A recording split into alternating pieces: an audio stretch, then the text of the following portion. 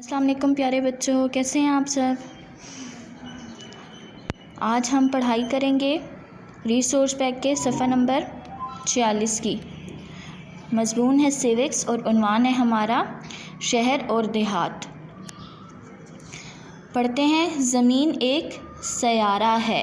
सयारा किसे कहते हैं बच्चों? जो घूमता फिरता है। आपने कभी आसमान पर देखा होगा, एक सितारा होता है, एक सयारा होता है।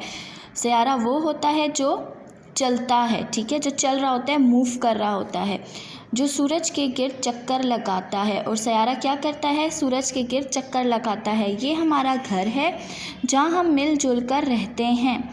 ज़मीन के ज़्यादा हिस्से पर पानी है, लोग खुश्क हिस्से पर रहते हैं। हमारी ये जो दुनिया है बच्चों, इसमें जो ज़्यादातर हिस्सा है वो क्या है? उस पर पानी है, और जो कम हिस्सा है वो खुश्क है जहाँ पर हम रहते हैं। अब आपने ये वर्कशीट सॉल्व करनी है। कैसे सॉल्व करनी है? ऊपर हमने जो पढ़ा है उसी को ध्यान में रखते हुए आपने नीचे वर्कशीट सॉल्व करनी है। ज़मीन चक्कर काटती है किसके गिर्द? सूरज के गिर्द, जो कि हमने अभी ऊपर पढ़ा है। किसके गिर्द चक्कर काटती है? सूरज के गिर्द। फिर क्या है? ज़मीन है। ज़मीन क्या है? सितारा है या सयारा? सयारा, जो कि हमने अभी ऊपर पढ़ा है। ज़मीन के ज़्यादा हिस्से पर पानी है। अगला पढ़ते हैं। दिन के वक्त आसमान पर सूरज दिखाई देता है, ये हमें रोशनी और हरारत देता है। जैसे कि बच्चों हमने क्लास 1 में भी पढ़ा था कि सूरज क्या करता है? सूरज हमें रोशनी और हरारत देता है।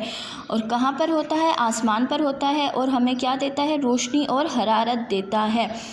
शाम के वक्त सूरज ग़रूब हो जाता है और अंधेरा छा जाता है। जब रात होती है तो सूरज ग़रूब हो जाता है और अंधेरा हो जाता है। रात होते ही आसमान पर चाँद और तारे चमकने लगते हैं।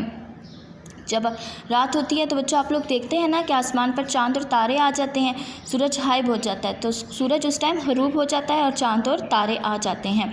अब हमने वर्कशीट सॉल्व करनी है।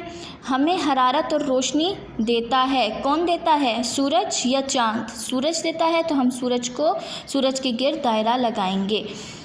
आसमान पर चाँद और तारे नज़र आते हैं। किस वक्त आते हैं? दिन के वक्त या रात के वक्त? रात के वक्त आते हैं ना, तो हम रात के वक्त के गिर्द दायरा लगाएंगे।